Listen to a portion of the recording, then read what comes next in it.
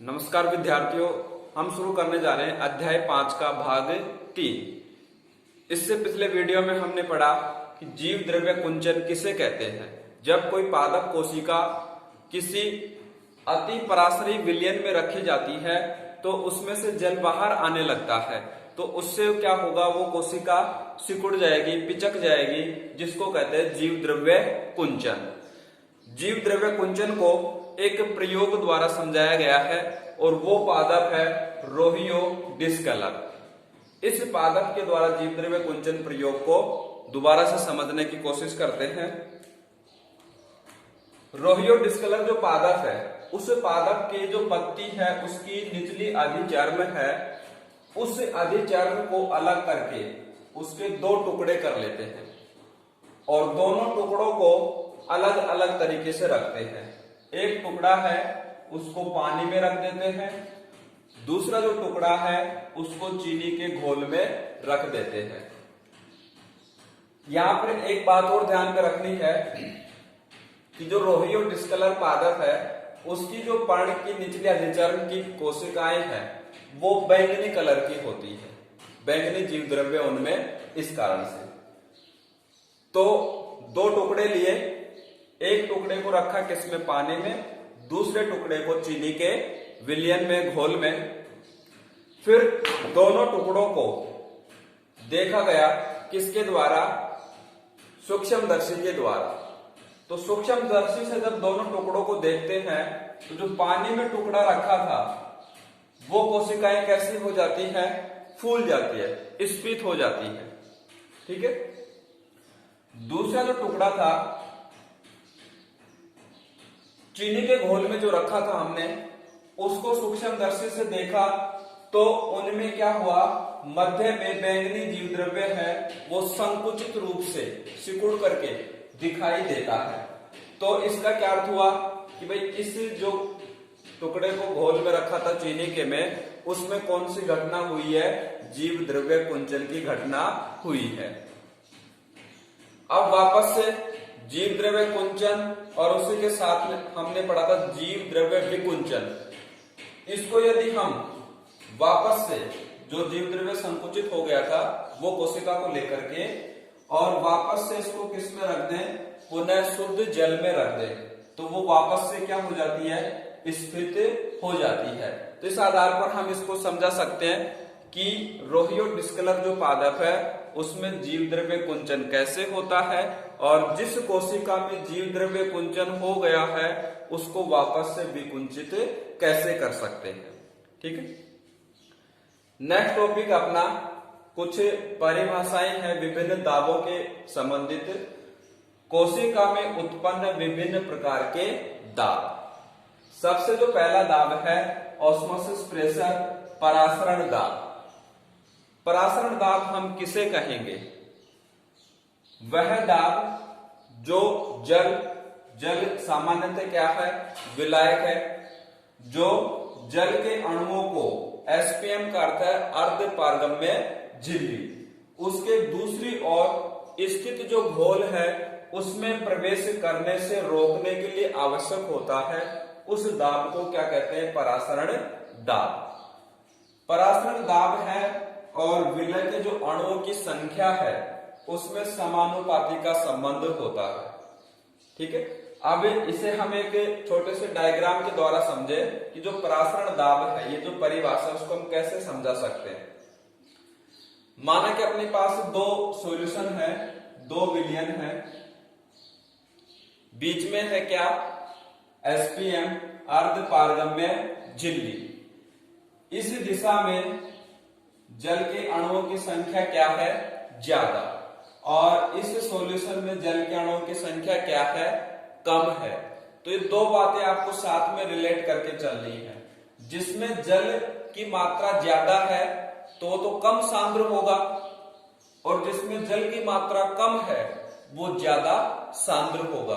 ये पहले भी हमने बताया विसरण में, परासरण में। तो मान लो जल के अणु हैं, इधर ज्यादा थे, मतलब इधर सांद्रता कम थी, तो जल के अणु इस प्रकार से गमन कर रहे हैं, इस वाले सॉल्यूशन से इस वाले सॉल्यूशन की ओर। अब जल के अणु तो इसमें भी उपस्थित है, ये जल के अणु इस दिशा में क्यों नहीं आ सकते? तो उसका कारण है ये परासरण दाब, कि वह दाब जो जल के अणुओं को अर्ध पारगम्य झिल्ली के दूसरी ओर स्थित घोल में, भाई इधर से इधर तो आ सकते हैं, क्यों? कि वो डिपेंड कर रहा है सांद्रता पर, जल के अणु की दर ज्यादा है, परंतु ये जल के अणु इधर से इधर नहीं आ सकते, तो उसका कारण क्या है? परासरण दाब। ठीक है, अब देखो इसमें संबंध है, उससे और अच्छी तरह से समझ जाएंगे। परासरण जो दाब है वो बढ़ेगा, कब बढ़ेगा? जब विलयन में विलय अणुओं की संख्या क्या होगी? बढ़ाते जाएंगे। जैसे मान लो ये विलायक है, जल है, और इसमें विलय के अणु हैं, उनकी संख्या पहले कम थी, फिर और ज्यादा हो गई विलय की संख्या, मतलब और ज्यादा सांद्र हो गया, फिर विलय की जो संख्या थी अणुओं की वो और ज्यादा हो गई, तो और ज्यादा सांद्र हो गया। तो जैसे जैसे विलयन में विलय के अणुओं की संख्या बढ़ाते जाएंगे तो परासरण दाब भी क्या होगा? बढ़ता जाएगा।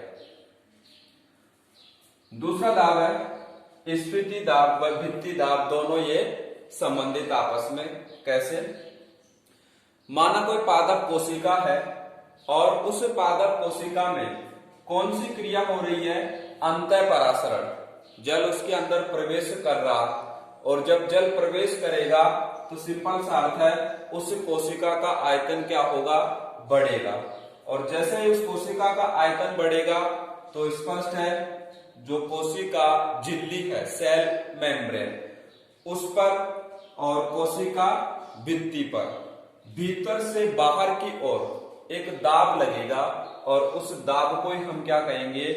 स्फीति दाब, जिसको टीपी से दर्शाते हैं। ठीक है, अब यहां पर दो संबंध हमने यहां पर बताए हैं कि कोई पूरी तरह से स्फीत कोशिका है, उसका स्फीत दाब क्या होगा? मैक्सिमम होगा, ज्यादा होगा। और कोई स्लथ कोशिका है, संकुचित है, तो उसमें स्फीति दाब क्या होगा? 0 होगा। दूसरा इसी के साथ परिभाषा जुड़ी स्फीति दाब के साथ भित्ति दाब। स्फीति दाब में हमने क्या बताया? कोई पादप कोशिका, उसमें अंतःपरासरण की क्रिया हो रही है, अंतःपरासरण हुआ तो कोशिका का आयतन बढ़ा, कोशिका का आयतन बढ़ा तो कोशिका झिल्ली, कोशिका भित्ति पर एक अंदर से बाहर की ओर दाब लगा, उस दाब को क्या कहा? स्फीति दाब। ये संबंध बताया हमने। पूरी तरह से स्फीत कोशिका है तो स्फीति दाब भी अधिकतम होगा, पूर्ण रूप से स्लथ कोशिका है तो स्फीति दाब 0 होगा। दूसरा दाब भित्ति दाब। अब देखिए यहां पर हमने बताया कि कोशिका झिल्ली, कोशिका भित्ति पर एक बाहर की ओर दबाव लग रहा है।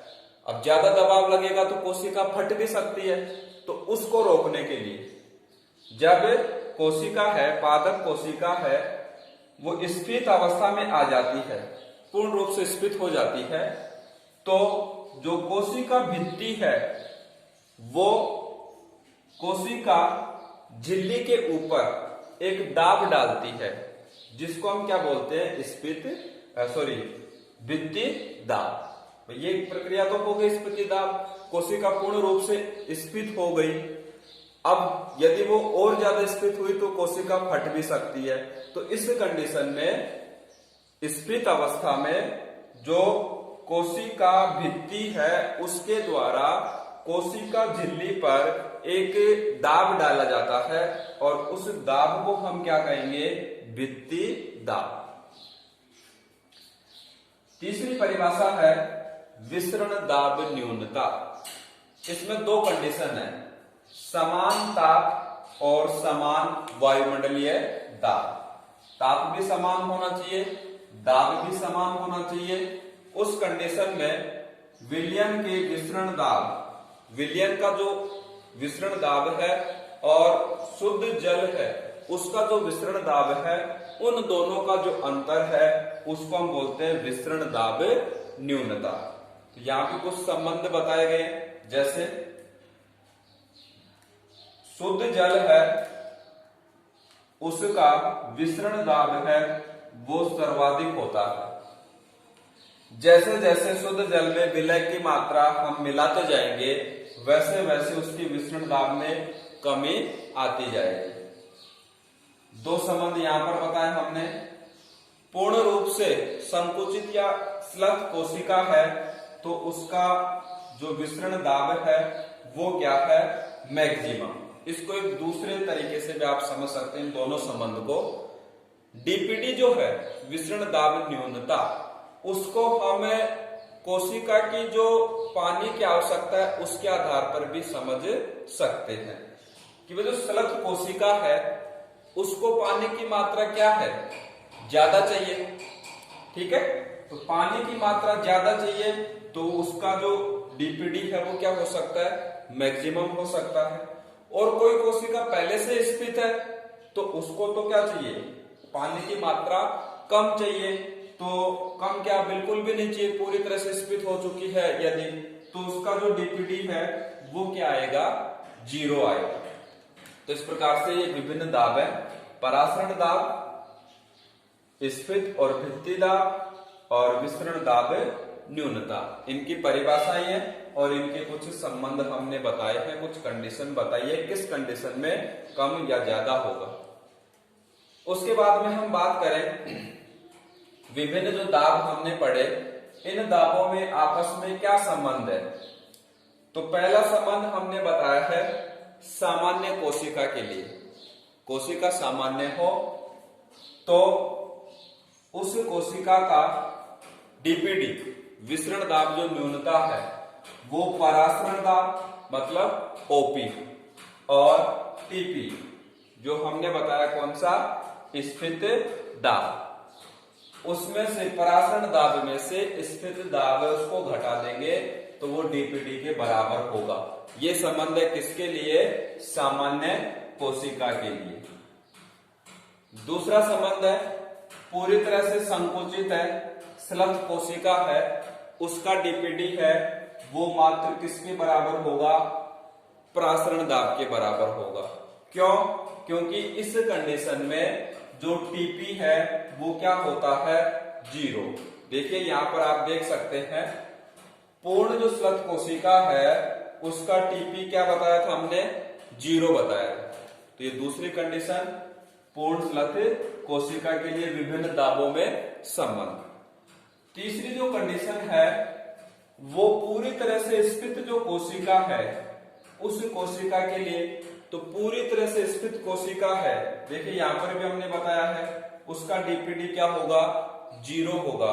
और वो 0 क्यों होगा, क्योंकि इस पूर्ण स्फीत कोशिका के लिए परासरण दाब और स्फीत दाब है वो दोनों बराबर होंगे और एक में से दूसरा बराबर घटेगा तो क्या बचेगा, 0।